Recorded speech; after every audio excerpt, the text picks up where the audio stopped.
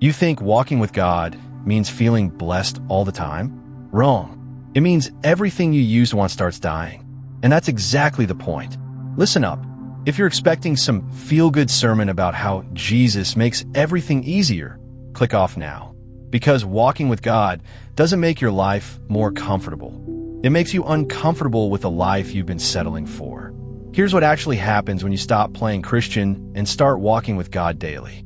And I'm warning you, once this starts, there's no going back to who you were. First thing that happens, the stuff you used to crave starts tasting like poison. That relationship you thought you needed suddenly feels empty. That career you were chasing starts looking hollow. The validation you were hunting on social media, you realize you've been begging strangers for crumbs. Here's the brutal truth. You've been worshiping your desires instead of surrendering them. And God doesn't compete with your idols. He dismantles them. When you walk with God, He doesn't just add to your life. He rewires your entire operating system. What you wanted last month starts making you sick this month. And yeah, that's scary, because it means admitting you've been chasing the wrong things. But here's the shift. You stop asking, what do I want? And start asking, what does God want? And that question will ruin your old ambitions permanently. Second thing, that sin you used to rationalize, you can't anymore. You used to have 1,000 excuses. It's not that bad. Everyone does it. God understands my situation.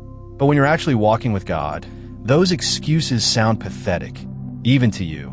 Conviction hits different than guilt. Guilt says, you messed up.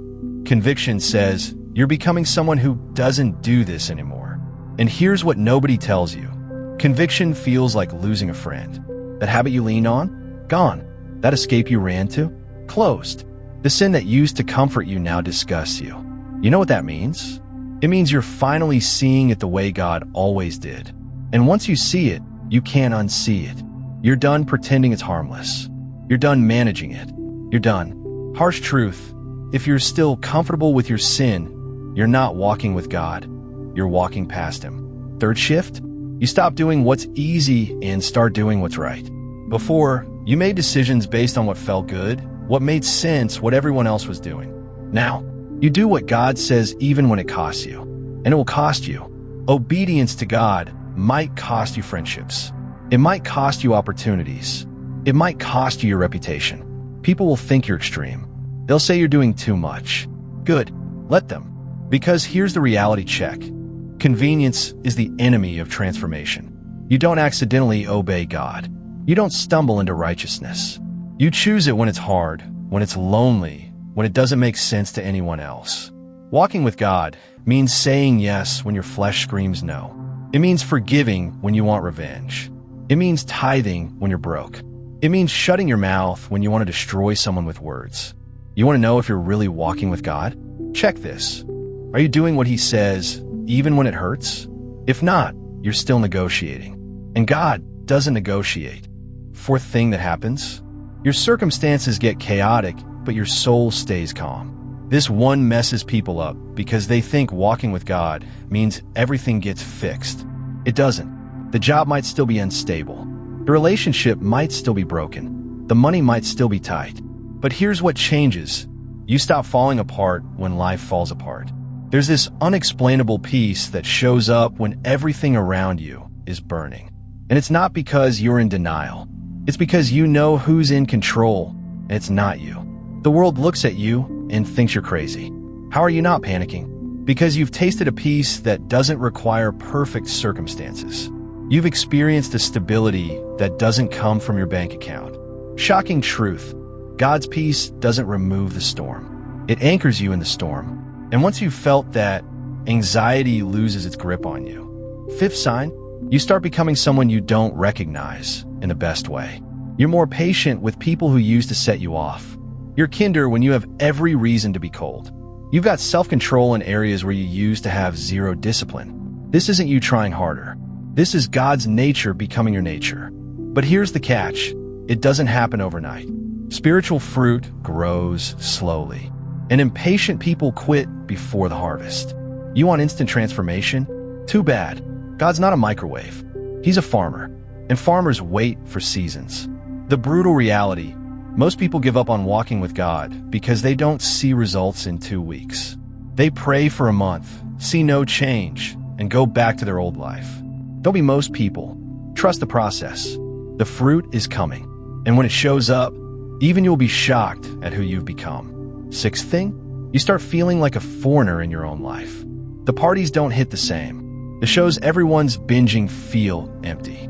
The goal society says you should want feel meaningless. And it's not because you're judging people. It's because your citizenship changed.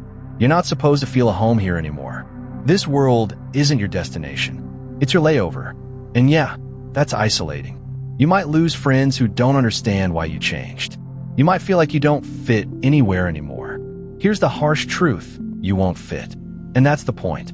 You're being pulled toward eternity while everyone else is clinging to temporary. Stop trying to blend in with a world you're called to stand out from. Final thing that happens: God stops being a concept and becomes a constant. Before, God was someone you prayed to when you needed something. Now, He's someone you can't go an hour without talking to. His presence becomes more real than the chair you're sitting on, more real than your problems, more real than your fear. And when you've experienced that level of intimacy with the creator of the universe, everything else becomes background noise. This is what you were made for. Not religion, not rules, not rituals, but a real, breathing, daily relationship with the God who knows your name and chose you anyway. So here's the final slap of truth. Walking with God will ruin your life. It'll ruin your comfort, your old desires, your excuses, your need to fit in, your shallow ambitions. And thank God for that. Because what you get in return is peace that doesn't make sense, purpose that doesn't fade, joy that doesn't depend on circumstances, and a life that actually means something. But here's the thing. This only happens if you stop talking about it and actually start walking. Not when it's convenient, not when you feel like it. Daily, moment by moment, step by step. So the question is, are you going to keep playing Christian, or are you going to walk? Because one of those changes everything, and the other changes nothing. Your move.